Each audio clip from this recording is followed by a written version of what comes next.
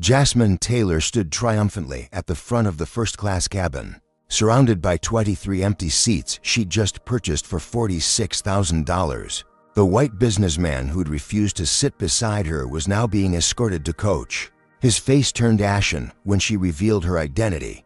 Before we dive into this incredible story, let me know where you're watching from in the comments below. Hit that like button and subscribe to hear more powerful stories of people standing up against discrimination.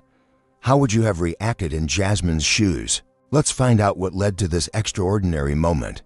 Dr. Jasmine Taylor's day had begun 36 hours earlier with an emergency page from Atlanta Memorial Hospital.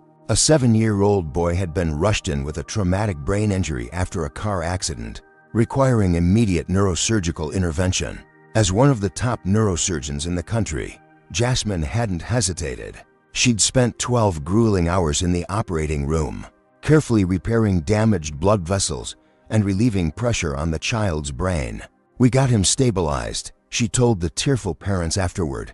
"The next 48 hours will be critical, but he's fighting hard." After catching a few hours of restless sleep in the on-call room, Jasmine remembered her scheduled flight to San Francisco. The International Neurological Conference couldn't wait. She was delivering the keynote address on her groundbreaking neural implant research. She'd barely had time to shower and change into fresh clothes before racing to Hartsfield-Jackson International Airport. The first-class ticket had been a rare splurge for Jasmine. Despite her professional success, she remained practical about money, still remembering the financial struggles of her childhood in Montgomery. But after saving that boy's life and with the pressure of the conference ahead, she'd decided she deserved the comfort just this once. Seat-to-be would give her space to review her presentation and maybe even catch some much-needed sleep. When Jasmine settled into her plush window seat, she felt the tension in her shoulders begin to ease. The flight attendant, Amber Mitchell, a young woman with blonde hair pulled into a neat bun, offered her a pre-flight beverage.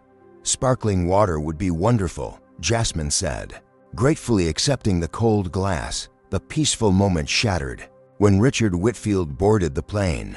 In his mid-50s with silver-streaked hair and an expensive suit, he carried himself with the confidence of someone accustomed to deference.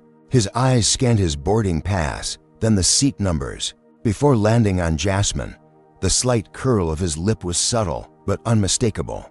"Excuse me," he said, not to Jasmine but to Amber, who had returned to check his boarding pass. He lowered his voice, but not enough. "I paid for first class. I shouldn't have to sit next to, you know, her kind." The words hung in the air, like poison. Jasmine froze, the glass halfway to her lips, her stomach clenching into a tight knot. She'd heard similar words before too many times, but they still had the power to wound. Amber's cheeks flushed pink. "Sir, I'm not sure what you mean," she said, though her eyes darted nervously between him and Jasmine, making it clear she understood perfectly. "Look," Richard continued, his voice hushed but harsh, "I'm not trying to make a scene, but I paid good money for comfort, not this." He gestured vaguely toward Jasmine without looking at her. "Surely there's another arrangement you can make." Amber shifted uncomfortably. "Sir, all first-class seats are assigned. I could see if anyone would be willing to switch. I'm not moving." Jasmine interrupted, her voice calm but firm. "I purchased this seat just like everyone else." She pulled up her ticket confirmation on her phone and held it toward Amber. "Seat to be, right here." Richard's face darkened. "I wasn't suggesting you move her," he told Amber. "I was suggesting you find me a more appropriate seat." By now, other first-class passengers were boarding, forced to navigate around Richard, still standing in the aisle. The flight's scheduled departure time came and went. The pilot announced a brief delay due to boarding issues. "Sir, please take your assigned seat so we can prepare for departure," Amber said, her professional demeanor straining. "This is ridiculous," Richard muttered, loud enough for the entire cabin to hear. "Standards are really slipping these days. They let anyone into first class now." Apparently, Jasmine kept her eyes fixed on the safety card in the seat pocket, counting her breaths the way her father had taught her. 1, 2, 3, 4. Don't give them the reaction they want. 5, 6, 7, 8. You are more than their perception of you. But inside, a fire was building. She hadn't spent years studying medicine, saving lives, breaking barriers, to be treated like this in 2025. She reached for her phone. As the confrontation continued around her, Jasmine's mind drifted back to a summer evening 25 years earlier in Montgomery, Alabama. Her father, Walter Taylor, had received a prestigious teaching award, and her mother had insisted they celebrate at Riverfront Grill, the fanciest restaurant in town. 11-year-old Jasmine had worn her favorite yellow dress, the one that made her feel like a princess. Her parents looked so elegant, her father in his only suit, her mother in a navy blue dress she'd sewn herself. They'd made a reservation weeks in advance and arrived precisely on time. Taylor, party of 3. Her father had announced proudly to the hostess. The young woman had glanced at her book, then at them, her smile faltering. "Oh, I'm sorry. There seems to be a mix-up with your reservation." Walter Taylor had remained perfectly composed. "We confirmed yesterday. Perhaps you could check again?" The manager had appeared then, a balding white man with a forced smile. "I apologize, but we don't have a table available in our main dining room. We could seat you in the back, near the kitchen." Jasmine had watched her father's face carefully. Not a flicker of anger showed, though she felt her mother's hand tighten around hers. "I see," Walter had said quietly. "And those empty tables by the window, reserved?" The manager had replied too quickly. Walter had nodded slowly, surveying the predominantly white patrons enjoying their meals at pristine tables. Then he'd looked down at Jasmine and smiled gently. "You know what, sweetheart? I think we deserve better than this establishment. Let's go somewhere that values our presence." As they'd walked out, heads held high, Walter had whispered to Jasmine, "Never let them see you break. Your dignity is not negotiable. And never, ever forget your worth." They'd ended up at a small soul food restaurant where the owner had treated them like royalty when she heard about Walter's award. Jasmine had fallen asleep that night thinking not about the rejection, but about her father's unshakable dignity. Now, on the airplane, Jasmine held tight to that memory as Richard continued his barely veiled complaints. The situation had escalated to the point where the head flight attendant, Brianna Davis, had been called to first class. Brianna, a black woman in her 40s with an air of competent authority, immediately assessed the situation. Her eyes widened slightly when she recognized Jasmine. "Dr. Taylor, I saw your documentary on pediatric neural regeneration. My nephew benefited from your research after his accident." Brianna's warm recognition felt like a life raft in a stormy sea. Richard interrupted impatiently. "Look, this isn't about her credentials. I'm not racist. I just paid too much to be uncomfortable for a 5-hour flight." "Uncomfortable," Brianna repeated, her professional smile firmly in place. "Sir, could you clarify what about your seating arrangement is making you uncomfortable?" Richard hesitated, suddenly aware of how his complaints might sound when stated directly. I prefer not to sit here. Surely that's my right as a paying customer." Round them, other first-class passengers were settling in, some pointedly, avoiding eye contact with the unfolding drama, others watching with undisguised interest. A businessman across the aisle made a show of putting on his headphones. An elderly white woman in the row behind frowned disapprovingly, though whether at Richard or Jasmine remained unclear. "Sir," Brianna said carefully, "all passengers have assigned seats. Dr. Taylor has every right to her seat, just as you have a right to yours. If you're uncomfortable, we can see if anyone would voluntarily switch with you, or we can find you a seat in economy class." Richard's face flushed red. "Economy, I paid for first class." "Then please take your assigned seat so we can depart," Brianna said firmly. As the argument continued, Jasmine quietly pulled out her phone and made a call, speaking in hushed tones. When she hung up, a strange calm had settled over her features. She unbuckled her seatbelt and stood. "Excuse me," she said to Brianna. "I need to step out for a moment. What would you do if someone refused to sit next to you because of your skin color? Would you quietly accept it and move on? Or would you stand up for yourself in a way they'd never forget?" Comment number 1 if you believe Jasmine was right to take action. Or number 2 if you think she should have ignored Richard and avoided confrontation. Don't forget to hit that like button and subscribe to hear what happened next. In this incredible true story, was Jasmine about to walk away and let Richard win, or did she have something else planned? Let's find out. As Jasmine made her way to the front of the aircraft, whispers followed her. Richard settled into his seat with a satisfied smirk, believing he'd won this battle of wills. The pilot's voice crackled over the intercom, announcing yet another delay due to a passenger situation that's being resolved. Collective groans filled the cabin. What no one expected was for Jasmine to return 5 minutes later accompanied by Thomas Wilson, the airline's customer service manager. Thomas, a tall man with a neat gray beard and the confident demeanor of someone authorized to solve problems, surveyed the first-class cabin with professional interest. "Ladies and gentlemen," Thomas announced, "I apologize for the continued delay. We have an unusual situation that requires a brief explanation." Richard shifted uncomfortably in his seat, avoiding eye contact with both Thomas and Jasmine. "A passenger has just purchased every remaining first-class seat on this flight," Thomas continued. The statement hung in the air for a moment before confused murmurs broke out among the passengers. Thomas turned toward Richard. "Sir, I'll need you to gather your belongings and come with me." Richard's confusion quickly transformed into indignation. "What?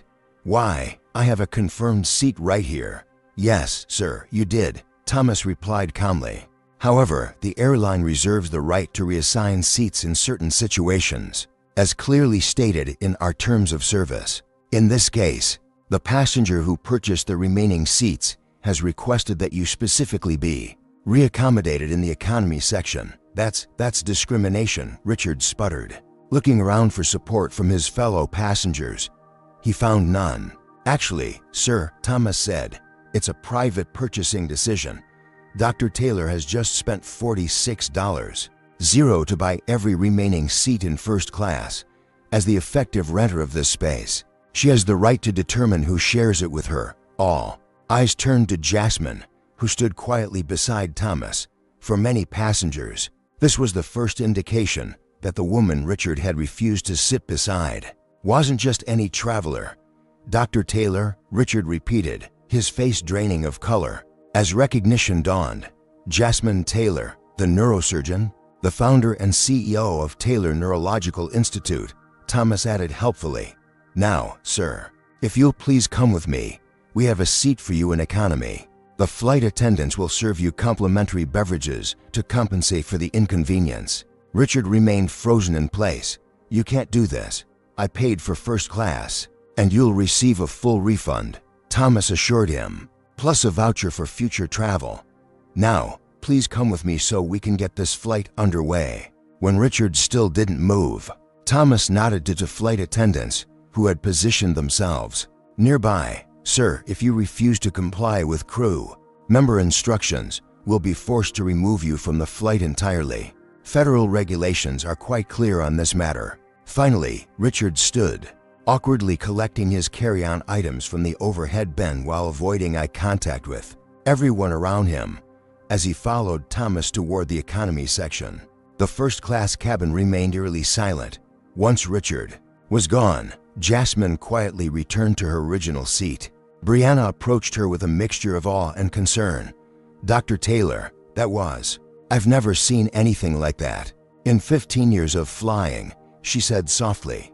Jasmine looked up at her with tired eyes. "Neither have I, and I hope never to do anything like it again." "Would you like us to distribute the other seats to passengers from economy?"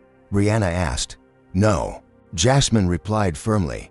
"I paid for them to be empty." As the flight finally prepared for takeoff, Jasmine gazed out the window at the Atlanta skyline fading into the distance. The first-class cabin, usually buzzing with conversation, remained unnaturally quiet, with 23 empty seats surrounding her like a buffer against the world.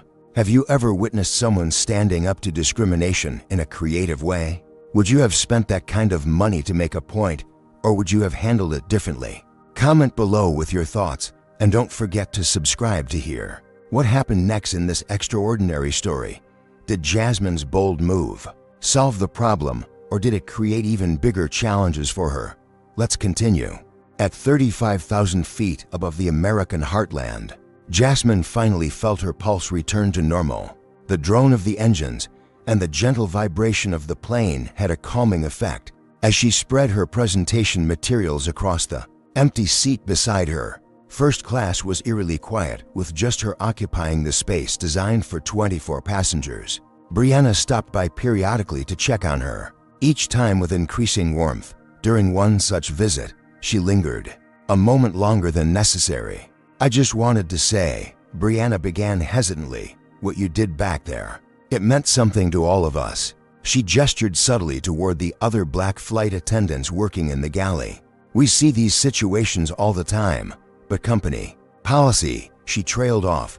Jasmine nodded in understanding. "You have to keep your job. I get it." Still, Brianna continued, "Thank you for handling it with such dignity. No screaming. No scene, just quiet power. That man will remember this flight for the rest of his life." What neither woman knew was that the incident was already spreading far beyond the confines of the aircraft. Casey Johnson, a 24-year-old flight attendant working in economy class, had captured a brief video of Richard complaining loudly about being discriminated against and humiliated after being reseated. "Do you know who I am?" Richard had demanded in the video. "I'm Richard Whitfield, CFO of Medicorp. This is outrageous. Some entitled black woman bought all the first-class seats just to spite me." Casey had innocently posted the 30-second clip to her social media account during the flight's Wi-Fi connection, adding the caption, "Guy gets kicked out of first class after refusing to sit next to a black woman, so she bought every seat instead. Hashtag first-class justice." By the time the plane crossed the Nevada state line, the video had been viewed over 1 million times. The hashtag first-class justice was trending nationwide, with people sharing their own experiences of discrimination during travel. Internet sleuths quickly identified both Richard Whitfield and Dr. Jasmine Taylor, creating side-by-side comparisons of their professional accomplishments and net worth. Completely unaware of her burgeoning internet fame, Jasmine stepped off the plane in San Francisco feeling nothing but relief that the ordeal was over. She had a car service scheduled to take her directly to her hotel, where she planned to review her keynote speech one last time before tomorrow's presentation. The moment she emerged from the jetway, however, she noticed something strange. People were staring at her not with the usual vague curiosity of airport travelers, but with recognition and purpose. A few raised their phones to take pictures. "Dr. Taylor, Dr. Taylor." A woman with a microphone pushed forward from the crowd gathered near the gate. "Can you comment on the incident that occurred on your flight today?" Jasmine stopped in confusion. "Excuse me, is it true you spent over $40,000 to teach a racist businessman a lesson?"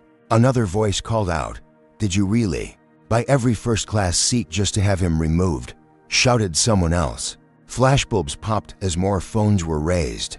Jasmine instinctively raised her hand to shield her face, backing away from the unexpected onslaught. Airport security stepped in, creating a path for her to escape the impromptu press conference. "This way, Mum," a security officer said, guiding her toward a staff-only door. Once safely away from the crowd, Jasmine pulled out her phone to find dozens of missed calls, hundreds of text messages, and thousands of notifications from social media accounts she rarely used. Her inbox was flooded with interview requests from major news networks and publications. As security escorted her to a private exit where her car waited, her phone rang. The caller ID showed Benjamin Foster, her colleague and close friend from Taylor Neurological Institute. "Ben, what on earth is happening?" she asked the moment she answered. "Jasmine, you've gone viral," Benjamin replied, his voice a mixture of concern and amazement. "There's video from your flight. Everyone's talking about what you did." "Video? How is there video?" "I didn't. Not of the initial incident," Benjamin clarified. "But that guy, after he got moved to economy, he made a scene and someone recorded it. Then people figured out who both of you were, and well, it's everywhere. CNN, MSNBC, Fox News, they're all running the story." Jasmine leaned back against the car seat, closing her eyes. "This is a nightmare. I just wanted to stand up for myself, not become some internet sensation. For what it's worth, Benjamin said gently, you're being hailed as a hero by most people. The hashtag first class justice is trending. People are sharing their own stories of standing up to discrimination. And the others? Jasmine asked, knowing there would always be others. Benjamin hesitated. Some conservative commentators are calling it reverse discrimination, saying you abused your wealth and privilege to humiliate a man publicly. Jasmine laughed bitterly. Wealth and privilege, right? Look, just get to your hotel and lay low. This might blow over by tomorrow.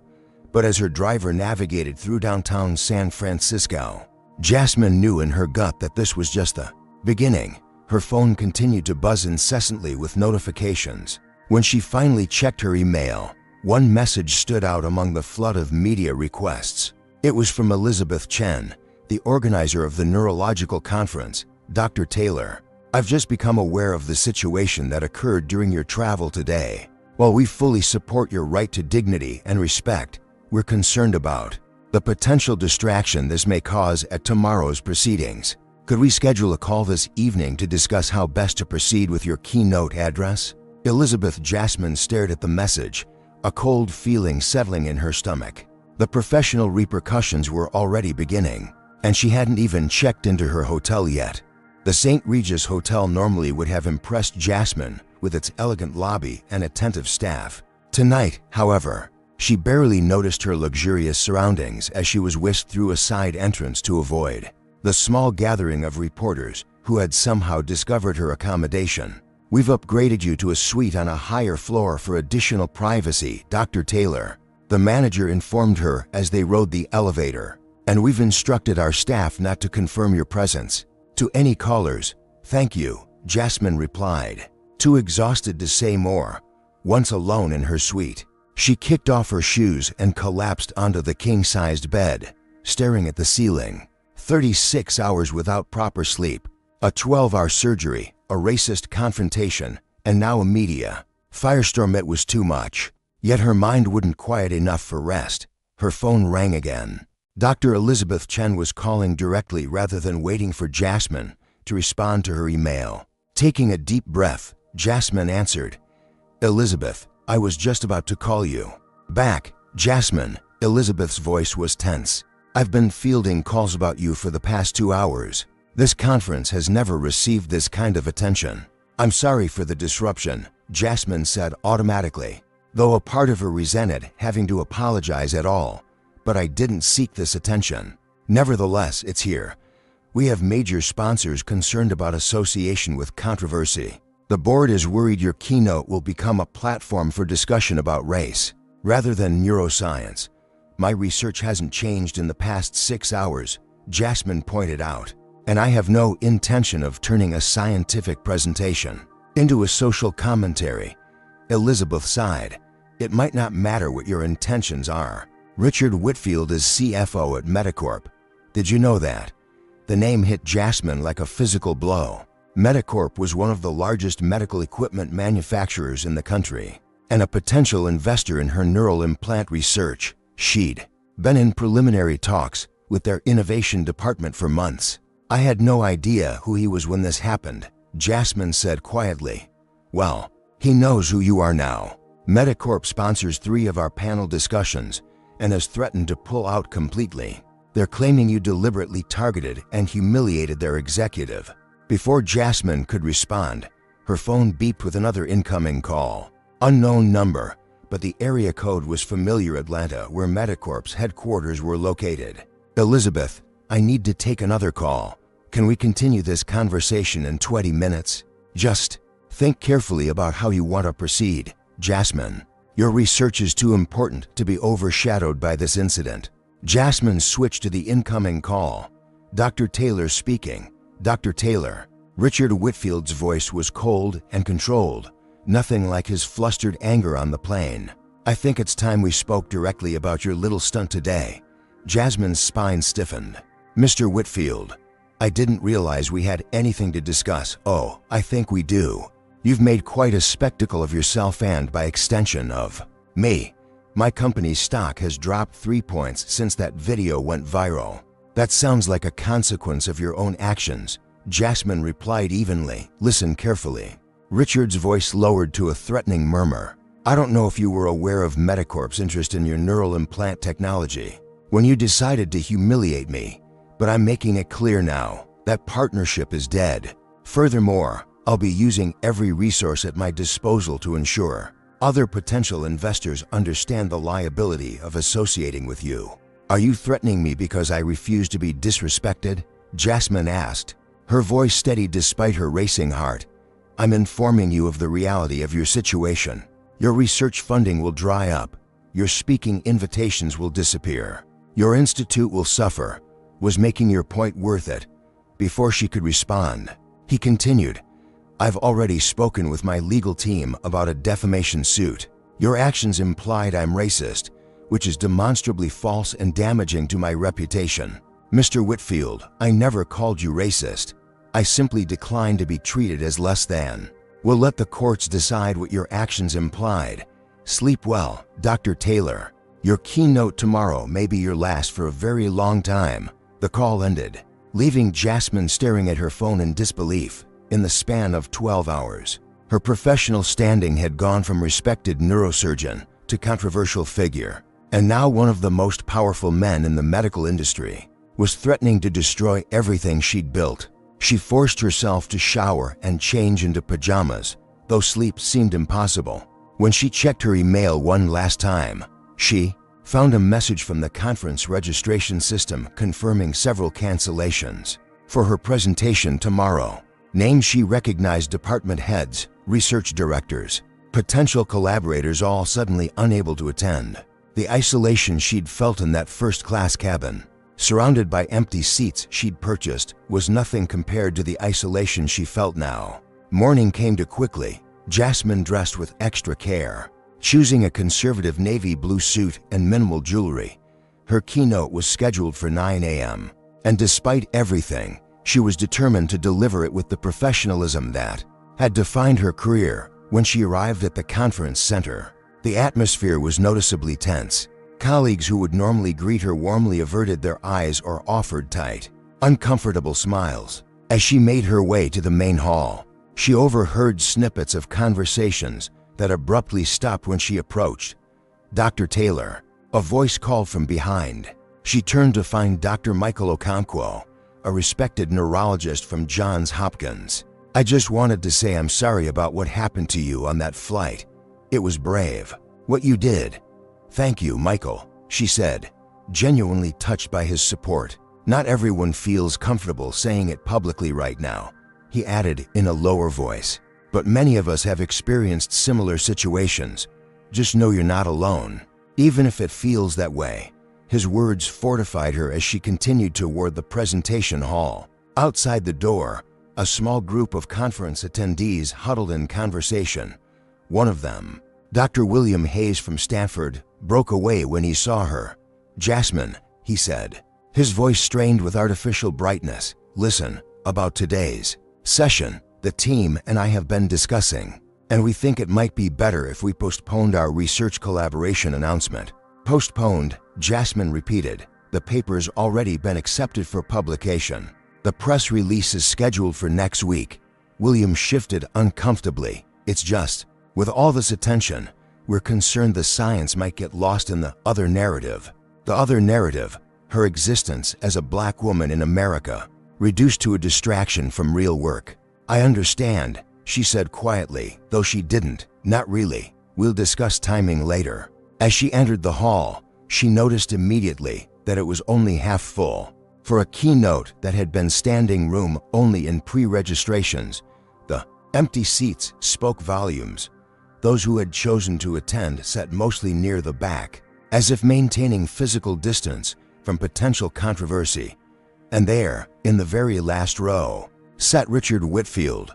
Their eyes met briefly across the distance, his cold and calculating, hers surprised but unwavering. The message was clear. He was here to witness whatever he'd set in motion. Elizabeth Chen approached the podium with visible anxiety. Ladies and gentlemen, we're pleased to welcome our keynote speaker, Dr. Jasmine Taylor, whose work in neural regeneration has transformed our understanding of recovery from traumatic brain injuries. Please join me in welcoming Dr. Taylor." The applause was polite but subdued. As Jasmine took her place at the podium and looked out at the audience, the empty seats, the distant expressions, Richard Whitfield's smug observation, she felt something shift inside her. She had prepared to stick strictly to her research, to pretend the incident never happened. But standing there, she suddenly understood that her silence would solve nothing. The empty seats around her on the plane, the empty seats before her, now they were part of the same problem. She took a deep breath and adjusted the microphone. "I'd like to begin by addressing something many of you are already thinking about. Has there ever been a moment when you knew staying silent would be easier, but speaking up was right?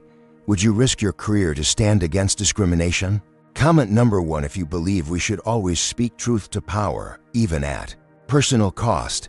Or number 2 if you think Jasmine should focus solely on her medical presentation to save her career. Don't forget to like and subscribe to see how this powerful story continues. Was Jasmine about to commit professional suicide? Or was this the moment that would define her legacy? Let's find out. The room fell completely silent as Jasmine departed. From her prepared remarks, even those who had been surreptitiously checking their phones looked up, sensing the shift in energy. "Many of you have heard about an incident that occurred during my flight here yesterday." Jasmine began, her voice steady. "I had planned to separate that experience from this presentation, to compartmentalize, as we're often advised to do, to keep it professional." She paused, looking directly at Richard Whitfield in the back row. "But I've realized that's part of the problem. We're told to separate our identities, to leave parts of ourselves at the door in professional settings, as if my experiences as a black woman exist in a vacuum, completely disconnected from my work as a neurosurgeon." Murmurs rippled through the audience. Elizabeth Chen shifted anxiously at the side of the stage. "The human brain is the most complex structure in the known universe," Jasmine continued. "It contains approximately 86 billion neurons forming trillions of connections. My research focuses on neuroplasticity, the brain's remarkable ability to reorganize itself by forming new connections throughout life." She clicked to advance her first slide, showing a colorful fMRI scan.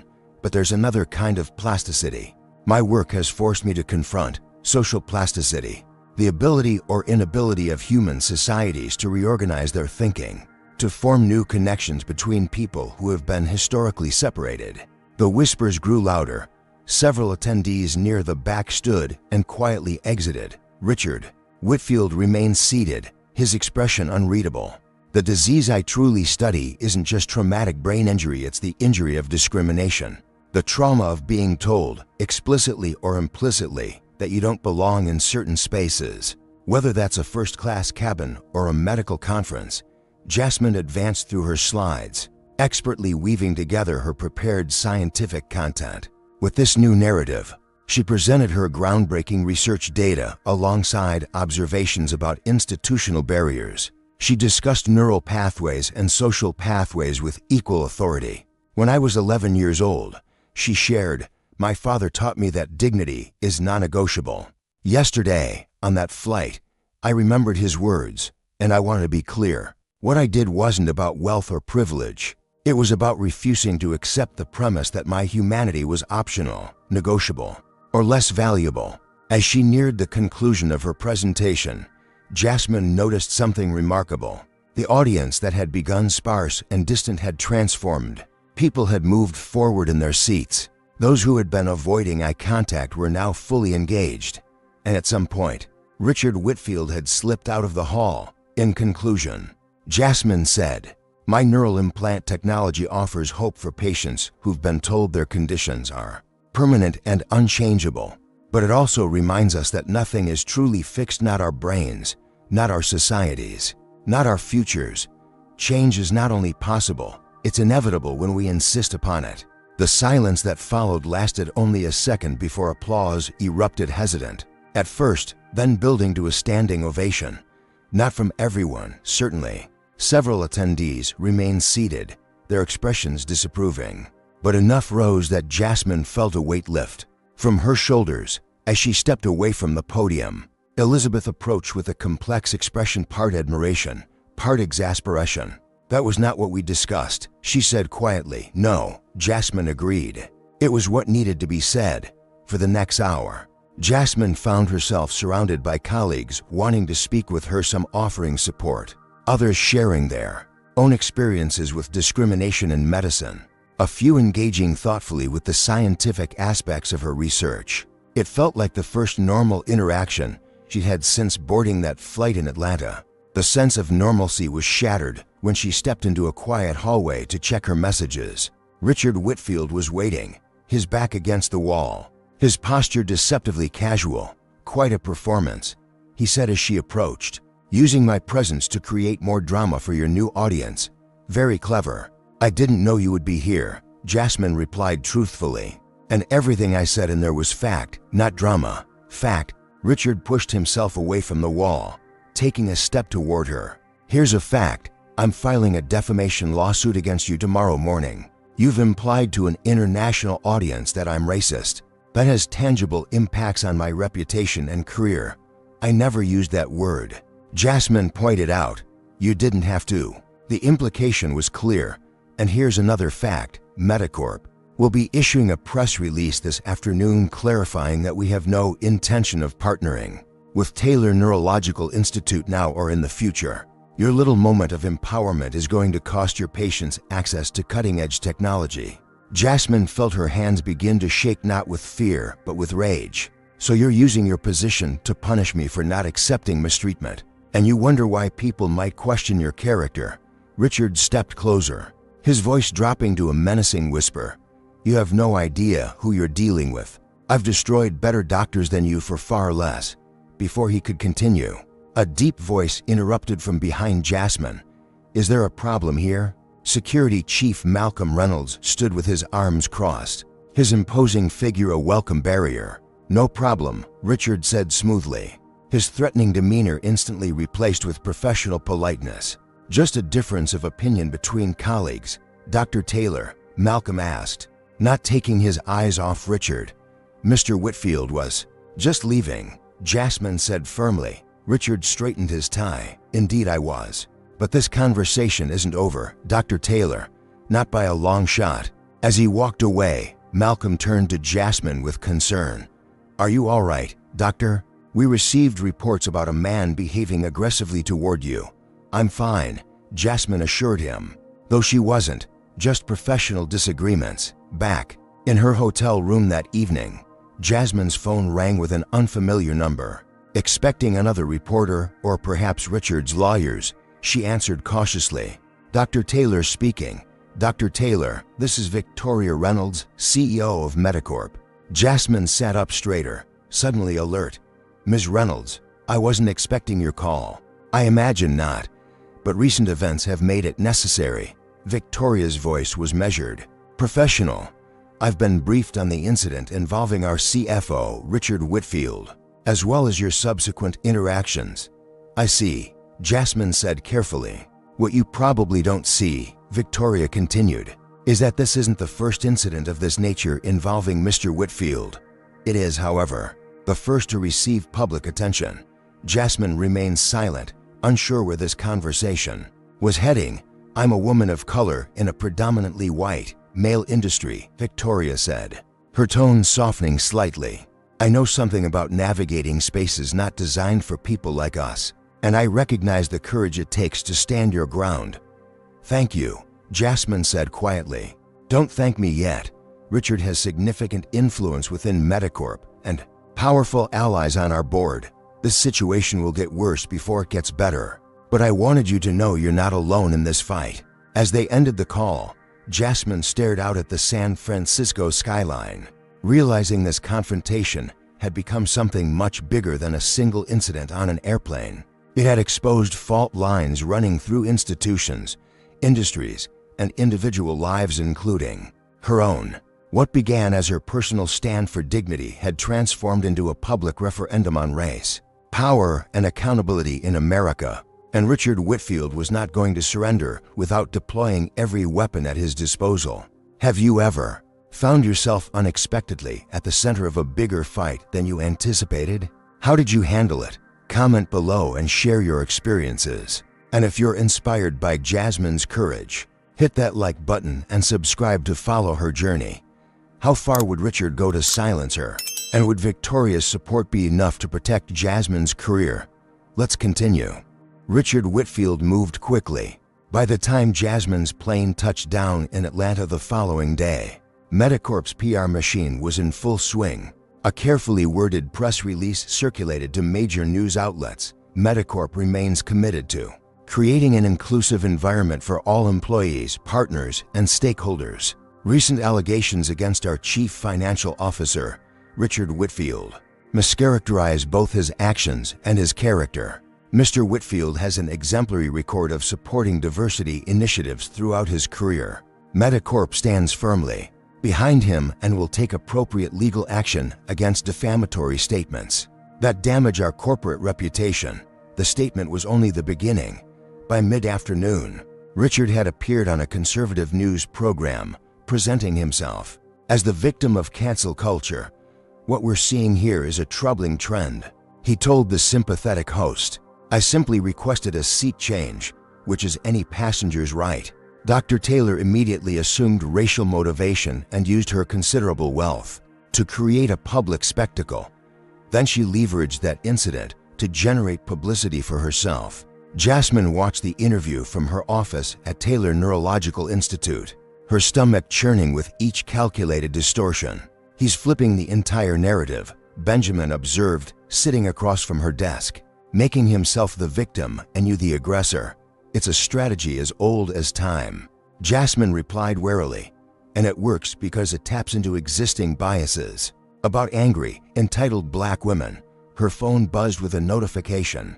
The Institute's social media accounts were being flooded with negative comments, some questioning her professionalism, others containing explicit racial slurs. The receptionist reported multiple threatening phone calls. We should hire additional security, Benjamin suggested. Just temporarily. That won't be necessary, Jasmine began, but was interrupted by another notification, this one from her home security system. The camera at her front gate showed spray paint across the brick, Race Bader in angry red letters. Benjamin raised an eyebrow. You were saying? The next morning brought news that Medicorp's stock had dropped another 5 points. Financial analysts attributed the decline to controversy surrounding key executive leadership. Richard's supporters pointed to this as further evidence of the damage Jasmine had caused. By week's end, the backlash had expanded beyond social media trolls and conservative commentators. Jasmine's clinic began receiving cancellations. Patients expressed concerns about being associated with controversy. 2 pharmaceutical companies paused clinical trials being conducted at her institute. A scheduled appearance at a medical school commencement was quietly rescinded. They're trying to isolate you professionally, observed Dr. Rachel Montgomery, one of Jasmine's longtime colleagues. Make you toxic by association. It's working, Jasmine admitted. She scrolled through her email. More cancellations, more withdrawn invitations, more concerns about distractions from the important work. Even more distressing were the personal attacks. Articles appeared questioning her qualifications, suggesting she'd benefited from affirmative action rather than merit. Bloggers dug into her past, mischaracterizing events and relationships to paint her as perpetually race-obsessed. Someone even created a fake dating profile in her name with degrading sexual content. Richard's promised lawsuit materialized: a 12-page complaint alleging defamation, intentional infliction of emotional distress, and tortious interference with business relationships. The damages sought, $15 million. It's absurd, said Sharon Lewis, Jasmine's attorney. But that's not the point. The point is to drain your resources, consume your time, and wear you down emotionally. The strategy seemed to be working. Jasmine found herself checking over her shoulder in parking lots, screening calls from unknown numbers, and second-guessing every public statement.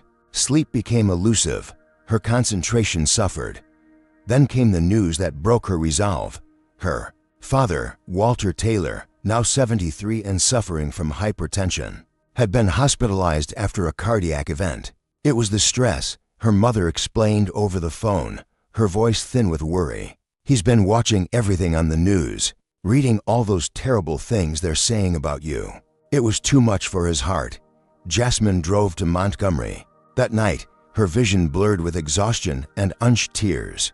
The hospital corridors felt eerily familiar, the same antiseptic smell, the same hushed voices, the same sense of life hanging in the balance.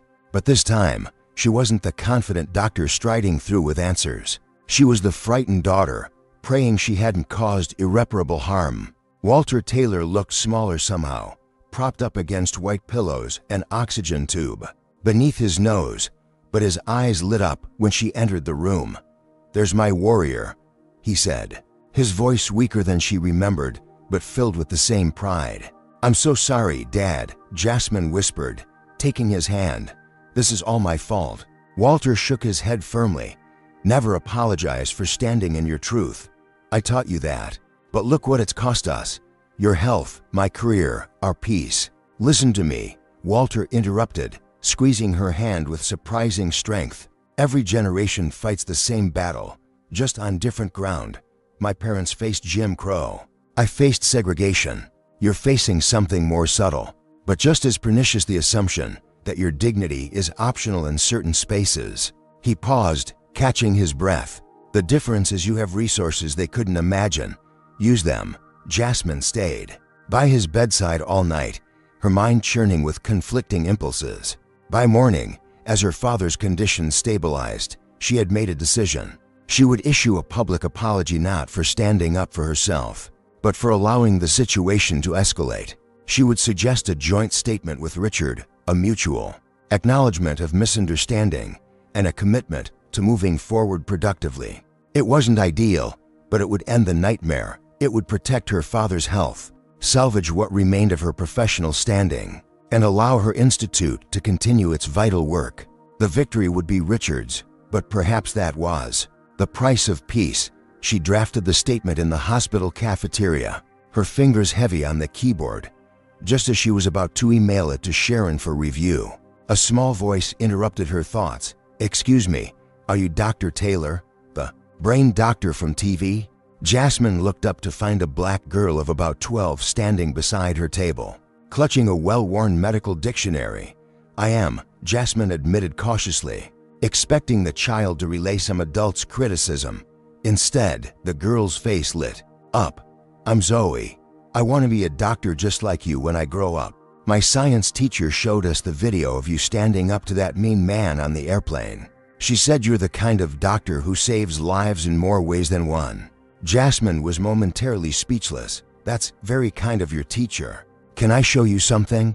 Without waiting for an answer, Zoe opened her dictionary to a page marked with a post-it note. "I've been studying the parts of the brain. See, I know the cerebellum, the frontal lobe, the hippocampus," as the girl enthusiastically pointed out various brain structures. Jasmine felt something shift inside her. Here was the future bright, undiminished, full of possibility. Would that future be better served by her strategic surrender or by her continued stand? She closed her laptop without sending the apology. The hospital room had become a temporary command center. Jasmine sat beside her father's bed, her laptop open, Benjamin on speakerphone, and Sharon Lewis joining via video call. Walter Taylor, now sitting up and looking considerably stronger, listened with keen interest. The apology would be the easiest path, Sharon acknowledged. "But I'm not convinced it's the right one, legally or ethically." "What are our alternatives?" Jasmine asked, running a hand through her hair. "We fight," Benjamin said simply, "not just defensively, but offensively. With what ammunition?"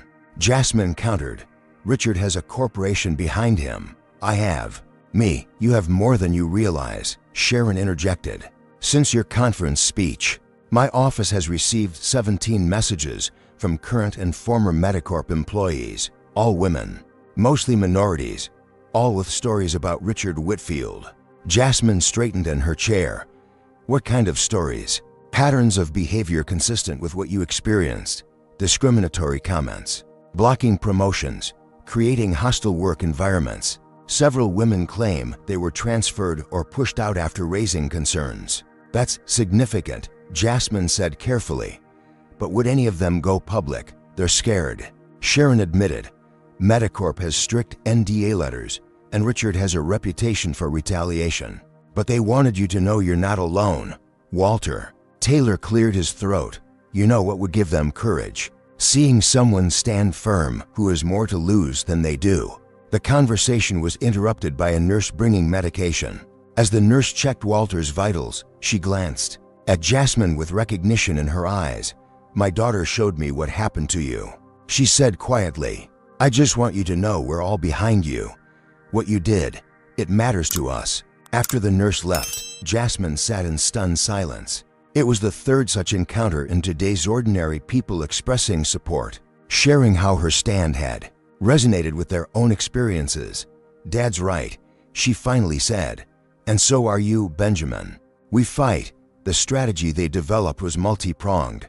Legally, they would vigorously contest Richard's lawsuit while building a potential countersuit based on testimonies from Medicorp employees. Professionally, Jasmine would continue her medical work while becoming more vocal about systemic discrimination in healthcare, and personally, she would reclaim the narrative by telling her own story, unfiltered and uncompromised. The turning point came 3 days later when Jasmine posted a simple, straight-to-camera video on her rarely used social media accounts.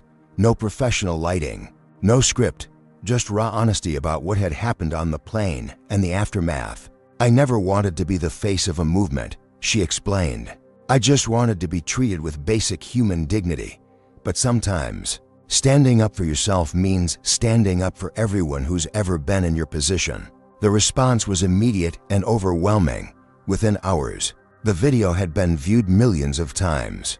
Hashtag #AStandWithJasmine began trending alongside hashtag #FirstClassJustice. Former patients started sharing stories of how Jasmine had saved their lives, countering narratives about her being angry or entitled.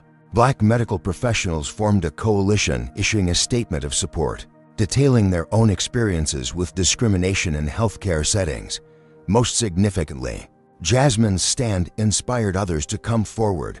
A former Medicorp executive assistant named Lydia Parker broke her NDA to share emails in which Richard had referred to minority candidates as diversity hires and women executives as emotional liabilities. 2 other women followed with similar evidence. The dam had broken. More Medicorp employees began speaking out, first anonymously, then publicly, as their numbers provided safety.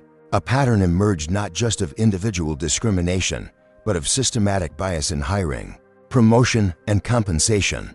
An investigative journalist uncovered internal communications, showing Richard had actively blocked diversity initiatives at Medicorp, calling them unnecessary distractions from business objectives. Another found he had been named in 3 previous discrimination complaints that had been quietly settled 7 days after Jasmine's video. The most damaging revelation came from an anonymous whistleblower. Emails in which Richard had specifically discussed undermining Jasmine's neural implant research because we don't need her type, becoming the face of medical innovation. The evidence was damning enough that Victoria Reynolds, Medicorp's CEO, had no choice but to act. Richard was placed on administrative leave. Pending an internal investigation, Medicorp's stock, which had been falling steadily throughout the controversy, stabilized with the announcement. Victoria called Jasmine personally to inform her of the decision. This isn't just about Richard anymore, Victoria explained. His actions have exposed systemic issues within our corporate culture that we need to address. The board has authorized a full review of our hiring practices, compensation structures, and complaint procedures. That's more than I expected, Jasmine admitted. It's less than we should have done years ago, Victoria replied. And it wouldn't be happening without your courage. Sometimes it takes one person refusing to be silenced to create space for many voices. As her father recovered and public opinion shifted decisively in her favor, Jasmine reconnected with Brianna Davis, the flight attendant who had witnessed the original incident. To her surprise, Brianna had news of her own. I've enrolled in pre-med courses, Brianna shared over coffee. I've always wanted to be a doctor, but I convinced myself it wasn't for people like me. Watching you stand your ground that day, it reminded me that I get to define my own possibilities. The lawsuit against Jasmine was withdrawn. The clinical Trials at her institute resumed. Invitations and speaking engagements that had been rescinded were reoffered, often with apologetic notes about hasty decisions. But the most meaningful moment came during a follow-up visit with Zoe, the young girl from the hospital, now a regular visitor to Taylor Neurological Institute. Zoe proudly showed Jasmine her school science project, a model of the brain with detailed labels and functions. "I got an A+, Zoe announced, beaming. "And my teacher said I explained the amygdala better than anyone in class. That's the part that processes fear, right? And courage," Jasmine added, smiling. "It processes courage too." 6 months after the incident that changed her life, Dr. Jasmine Taylor stood before the Congressional Committee on Workplace Discrimination and Corporate Accountability. The Grand Chamber, with its imposing architecture and historical weight, felt like a fitting venue for testimony that had begun with a simple request for dignity on an airplane. "The issue before us today is not unique to one industry or institution," Jasmine stated, her voice clear and measured. "It is about the subtle and not so subtle ways we communicate who belongs in which spaces, whose comfort matters, and whose dignity is negotiable." The committee members listened intently as she detailed not just her experience with Richard Whitfield, but the broader pattern his actions represented. She spoke without notes, her medical training evident in the precision of her language and the clarity of her analysis. "When we talk about discrimination in 2025, we often focus on explicit policies or statements," she explained. "But the reality many Americans face daily is more insidious: the accumulation of small indignities, the constant negotiation of belonging, the tax paid in emotional labor and lost opportunities." In the months since Richard Whitfield had been placed on administrative leave, Medicorp had undergone significant transformation. An independent audit had revealed systematic disparities in hiring, promotion, and compensation along racial and gender lines. Victoria Reynolds had implemented comprehensive reforms, including transparent pay scales, blind resume reviews, and mandatory bias training for all executives.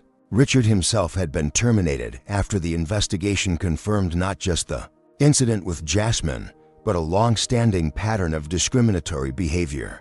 His separation agreement included a non-disparagement clause that prevented him from continuing his public campaign against her. The airline industry, too, had responded to the incident and the public conversation it sparked. The company Jasmine had flown with had completely revised its training procedures, using her experience as a case study in how seemingly neutral customer service policies could enable discrimination. Flight attendants were now explicitly empowered to address bias between passengers rather than seeking compromise that placed the burden on victims. Most significantly, Jasmine had established the Dignity Initiative, a foundation dedicated to supporting minorities in medicine, funded initially with the settlement from her countersuit against Richard and Medicorp. The program provided scholarships, mentorship, and legal resources to students and professionals facing discrimination in healthcare settings. "Change doesn't happen in grand gestures," Jasmine told the Congressional Committee. "It happens in moments of choice when we decide what behaviors we'll accept, what compromises we'll make, what dignity we'll surrender. My hope is that institutions will create environments where those choices don't force people to choose between their humanity and their careers." After her testimony, as Jasmine gathered her materials, Congresswoman Patricia Hernandez approached the witness table. "Dr. Taylor, your testimony today will inform legislation that affects millions of Americans," she said warmly. "But I wanted to thank you personally. My daughter watched your speech online and decided to switch her major to pre-med. You're changing lives in ways you may never fully know." Later that evening, Jasmine boarded another flight, Washington, D.C. to Atlanta, first class. As she settled into her seat, she noticed the passenger assigned beside her, an older white man, briefly hesitate before sitting down. "I'm Jackson," he said after a moment, extending his hand somewhat awkwardly. "Jackson Mercer." "Jasmine Taylor," she replied, shaking his hand. His eyes widened slightly. "The neurosurgeon. I thought you looked familiar. My wife had surgery last year for a brain aneurysm." "Different doctor," but same procedure you pioneered. I hope she's doing well, Jasmine said sincerely. Better than ever. He paused, seeming to wrestle with something. Look, I feel like I should say this. I saw what happened to you on that flight a few months back. It made me think about things differently. I realized I've probably made people feel uncomfortable without even knowing it. Awareness is the first step, Jasmine offered. I have grandkids. Jackson continued. I want them to live in a world where people are just people, where all this other stuff doesn't matter so much. Their conversation continued throughout the flight, touching on topics from medical advancements to racial history to their shared love of jazz. It wasn't perfect or profound, but it was honest, the kind of exchange that would have been impossible 6 months earlier. As the plane began its descent into Atlanta, Jasmine thought about how far she'd come since that day when she'd stood at the front of a first-class cabin, surrounded by empty seats she'd purchased in defiance. The seats had been a statement, powerful, but temporary. The real change had come afterward. In the ripples that continued to spread, the final chapter of this journey came full circle 1 week later, when Jasmine met Zoe for their regular mentoring session. Now officially a pre-med student through an accelerated program for gifted teens, Zoe brought news of her own. I got accepted into the summer internship at Atlanta Memorial, she announced, practically bouncing with excitement. I'll get to observe surgeries and everything. That's wonderful, Jasmine said, genuinely proud. You earned it. My mom says I wouldn't have these opportunities if people like you hadn't fought to open the doors, Zoe said thoughtfully. That sometimes you have to be the first so others can follow. Jasmine smiled, remembering her father's words in the hospital. Every generation fights the same battle, just on different ground.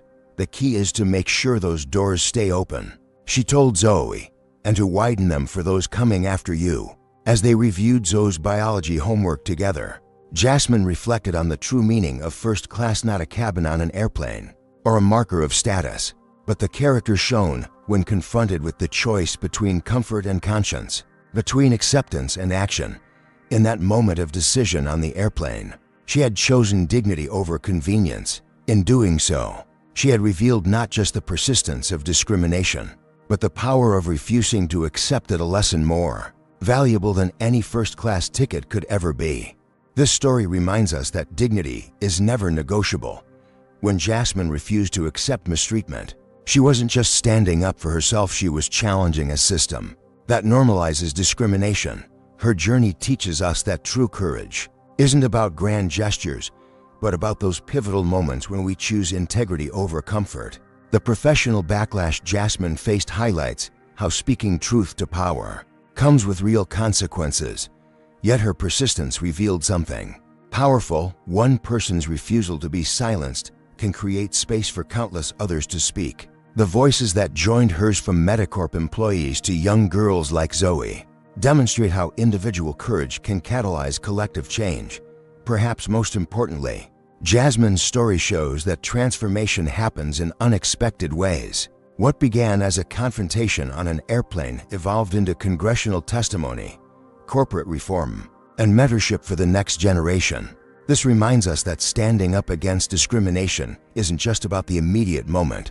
It's about the ripple effects that continue long after, gradually reshaping our institutions and society.